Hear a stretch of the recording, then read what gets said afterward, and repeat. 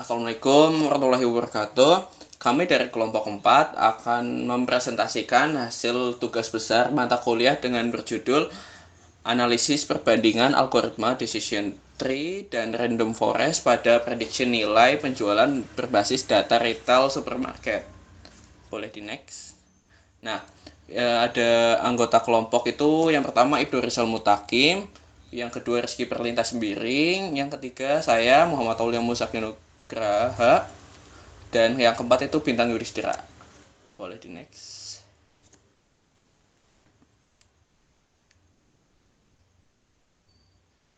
Boleh di next. Nah, pada latar belakang ini, perkembangan teknologi digital mendorong sektor retail memanfaatkan data penjualan sebagai dasar pengambilan keputusan. Sebagai transaksi menghasilkan informasi penting seperti kategori produk, jumlah pembelian, harga, dan karakteristik pelanggan. Namun, data tersebut sering belum dimanfaatkan secara optimal melalui artificial intelligence dan machine learning. Data penjualan dapat diolah untuk memprediksi nilai penjualan, mengidentifikasikan produk dengan performa terbaik, serta memahami pola belanja pelanggan. Pada tugas besar ini ditugaskan dataset yaitu supermarket, sales yang memiliki fitur beragam sehingga cocok untuk analisis perilaku penjualan dan pembuatan model prediktif. Topik ini relevan dengan mata kuliah kecerdasan buatan karena melibatkan penerapan algoritma pembelajaran mesin untuk menghasilkan insight dan prediksi penjualan. Boleh di next. Nah, pada rumusan masalah ini kita ada 3. Yang pertama ada apa permasalahan utama yang terkait dengan prediksi nilai penjualan pada data retail supermarket. Nah, yang kedua itu bagaimana metode kecerdasan buatan dapat digunakan untuk memprediksi nilai penjualan. Yang ketiga itu ada di algoritma apa saja yang paling sesuai untuk membangun model prediksi berdasarkan karakteristik dataset supermarket. Boleh di next.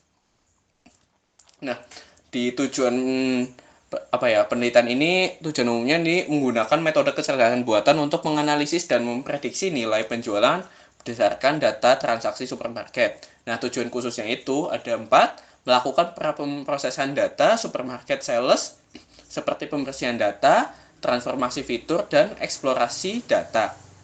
Yang kedua ini menerapkan algoritma machine learning atau decision tree dan random forest. Nah, untuk membangun model prediksi nilai penjualan, yang ketiga itu ada mengevaluasi performa model menggunakan metrik seperti akurasi, MAE, atau MSE. Dan yang keempat itu ada di menyajikan hasil analisis dan interpretasi pola penjualan berdasarkan model yang dibangun. Selanjutnya akan dipresentasikan oleh teman saya. Di sini algoritma kecerdasan buatan yang digunakan itu yang pertama decision tree digunakan sebagai algoritma dasarnya untuk memodelkan hubungan fitur transaksi dengan nilai penjualan melalui struktur keputusan yang mudah diinterpretasikan tanpa memerlukan normalisasi data yang rumit. Kemudian untuk sebagai pembandingnya kita menggunakan algoritma random forest regressor yang menerapkan pendekatan ensemble learning dengan menggabungkan banyak pohon keputusan secara independen. Penggunaan random forest ini tuh bertujuan untuk meminimalkan risiko overfitting serta meningkatkan akurasi dan stabilitas prediksi dibandingkan model pohon tunggal guna memperoleh hasil yang lebih optimal dan memproyeksikan data penjualan retail supermarket. Dan untuk cara kerja algoritmanya sendiri itu untuk decision tree itu pemilihan fitur utama, algoritma memilih fitur yang paling informatif seperti kuantitas atau harga unit untuk membagi data di setiap tingkatan. Kemudian pemisahan data atau splitting data dipecah secara berulang ke dalam cabang-cabang berdasarkan aturan keputusan hingga mencapai kondisi tertentu. Kemudian pembentukan jalur keputusan. Jadi setiap jalur dari akar atau root hingga daun atau leaf membentuk satu aturan logika untuk memprediksi nilai penjualan.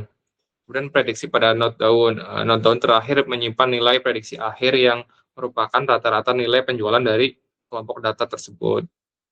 Kemudian untuk cara kerja dari algoritma random forest sendiri itu teknik bootstrapping, yaitu membuat beberapa sampel data acak dari dataset asli dengan model penggantian atau sampling with replacement. Kemudian pelatihan banyak pohon, melatih ratusan pohon keputusan secara independen, di mana setiap pohon itu menggunakan sampel data dan fitur yang berbeda-beda. Kemudian prediksi kolektif, di mana setiap pohon dalam hutan itu memberikan prediksi nilai penjualan secara individu untuk data yang sama. Kemudian agregasi hasil atau averaging atau untuk rata-ratanya ya, menggabungkan seluruh hasil prediksi dari semua pohon dan mengambil nilai rata-ratanya untuk mendapatkan prediksi akhir yang lebih stabil dan akurat. Kemudian untuk datasetnya sendiri kita supermarket analisis itu kita ngambil dari Kaggle sumbernya. Di sini ada beberapa fitur ya, seperti invoice ID, brand, city, customer type, gender, product line, unit price, quantity, dan tax 5%, kemudian ada sales, date, time, payment, cost, terus gross margin percentage, terus gross income dan rating. Nah, di sini selanjutnya itu proses load dari datasetnya sendiri, apakah semua dari fitur tersebut tuh terbaca di program kita gitu. Next, dan di sini untuk grafik total penjualan yang didapatkan dari 2019 bulan 1 sampai 2019 bulan 12. Di sini yang ditampilkan di indeks bawahnya itu cuma bulan-bulan yang ganjil. Gitu. Next, silakan dilanjutkan teman saya. Oke, selanjutnya itu di proses data atau pre-processing. Nah, yang pertama itu kita melakukan mengecek missing value sebelum diisi. Di sini kita cek semua missing value pada tabel yang ada di dataset. Nah, setelah itu dapat terlihat pada gambar itu tidak ada missing value yang ditemukan. Maka selanjutnya kita masuk ke proses yang kedua, yaitu mengisi missing value untuk kolom numerik. Nah, di sini karena tadi kita tidak mendapatkan missing value pada setiap tabel di dataset, maka sebelumnya itu akan berjumlah 0 dan sesudah missing value juga akan berjumlah 0. Next. Oke, selanjutnya itu di proses yang ketiga, kita menghapus kolom yang tidak diperlukan, yaitu invoice ID. Karena untuk analisis ini kita hanya memerlukan tidak memerlukan invoice ID, maka ini akan kita hapus karena tidak diperlukan. Selanjutnya itu akan masuk ke proses keempat, yaitu mengubah kolom date ke data time. Nah, tadi kita tidak menemukan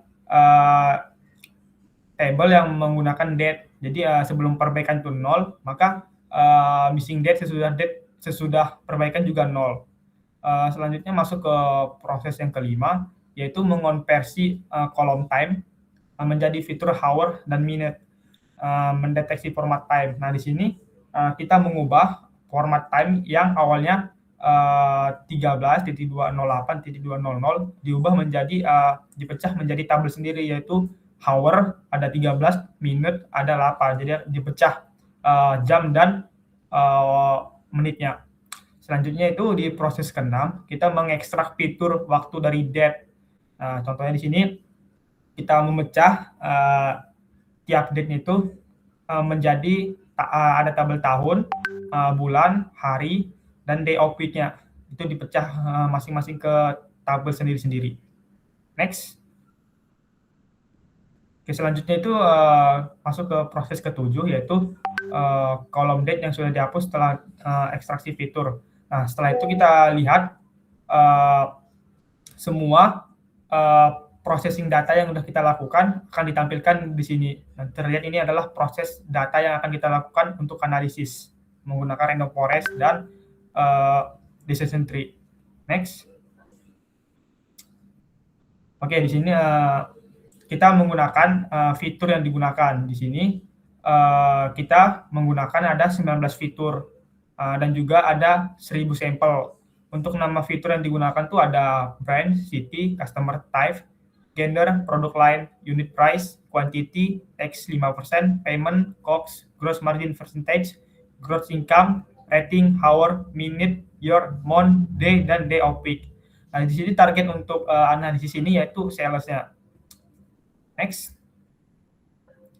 Nah, di sini ada splitting data untuk pemecahan data. Data kita pecah, di sini terlihat total data yang kita gunakan itu 1000 dipecah. Data yang digunakan untuk train itu ada 800 sampel, data yang digunakan untuk tes itu ada 200 sampel, dan juga jumlah fitur ada 19. Fitur-fitur yang sudah saya sebutkan sebelumnya. Next.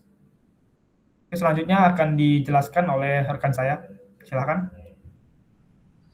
Baik, terima kasih. Untuk selanjutnya ada visualisasi dari decision tree untuk prediksi versus aktual dan fitur yang penting atau fitur important. Yang pertama di sini terlihat kinerja decision tree, grafik yang menunjukkan prediksi nilai versus nilai prediksi versus nilai penjualan aslinya. Yang di grafik kanan itu hampir persis titik-titiknya, maksudnya nilai asli sama nilai prediksinya itu sangat berdekatan dengan garis titik-titik putus-putus merahnya itu. Ini menandakan berarti modelnya hampir sempurna mengikuti data aslinya. Dengan R-square-nya itu yaitu mendekati 1, 0,9996. Untuk yang fitur penting atau fitur important di sini menunjukkan yang berpengaruh pada algoritma decision tree itu ada tax 5%, COGS, dan gross income. 3 fitur ini yang paling berpengaruh karena emang yang paling dominan langsung berkaitan dengan nilai transaksi penjualan. Mungkin bisa next. Nah, selanjutnya untuk visualisasi dari random forest-nya sama seperti tadi, yaitu visualisasi dari scatter prediksi versus aktual dan fitur importance atau fitur penting. Untuk yang sebelah kiri ini tidak berbeda jauh dari yang sebelumnya. Akurasinya juga masih sangat tinggi, tidak kalah meskipun sedikit di bawah decision tree untuk random forest. Dan yang kanan, fitur teratas dari random forest ini adalah gross income, diikuti dengan tax 5% dan COGS. Polanya mirip dengan decision tree, jadi kedua model belajar bahwa komponen-komponen transaksi ini yang paling menentukan nilai penjualannya atau nilai sales-nya. Mungkin bisa di next. Nah, untuk selanjutnya ada perbandingan hasil prediksi dengan menggunakan 60 sampel pertama. Di sini mungkin langsung ke grafiknya aja. Nah, Nah, di sini garis hitam itu adalah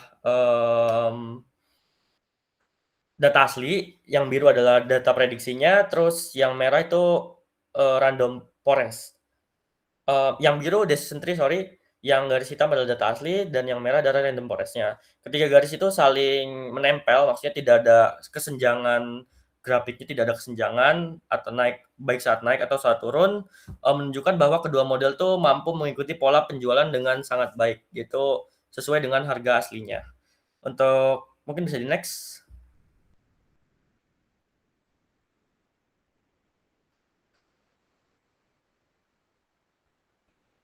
Nah, untuk perbandingan skor akurasi atau R-square, ini yang di sebelah kiri ada decision tree, itu lebih tinggi, sebenarnya tidak terlalu jauh, tapi masih lebih tinggian decision tree, mendekati 1, berarti itu model sangat baik ya. Untuk yang MI atau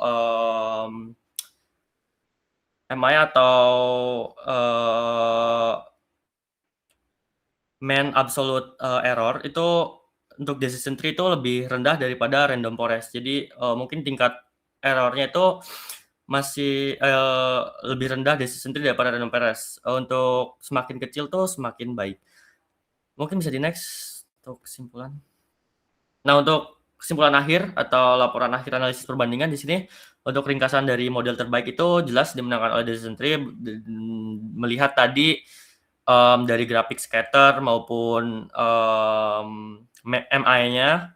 Terus selanjutnya dari akurasi atau R-square atau R kuadrat itu dimenangkan oleh decision tree tadi dengan 0,9996 tipis. Rata-rata errornya itu lebih rendah daripada random forest. Terus selisih akurasinya itu ada di 0,0974% dibandingkan random forest. Untuk yang kedua, faktor utama penjualan itu yang paling dominan itu ada tax 5%, untuk fitur atau skor kepentingan itu ada di 80,49%. Nah, untuk interpretasi data, decision tree sudah sangat optimal untuk dataset ini karena pola data retail yang bersifat linear dan terstruktur. Untuk analisis fitur, tax 5%, ini nilai tax 5% itu memiliki korelasi yang sangat kuat dengan total sales. Hal ini menjelaskan mengapa grafik importance menunjukkan fitur ini sebagai penentu utama. Oke, mungkin bisa di next. Oke, mungkin sekian presentasi dari kelompok kami. Kurang lebihnya mohon maaf. Saya akhiri. Wassalamualaikum warahmatullahi wabarakatuh.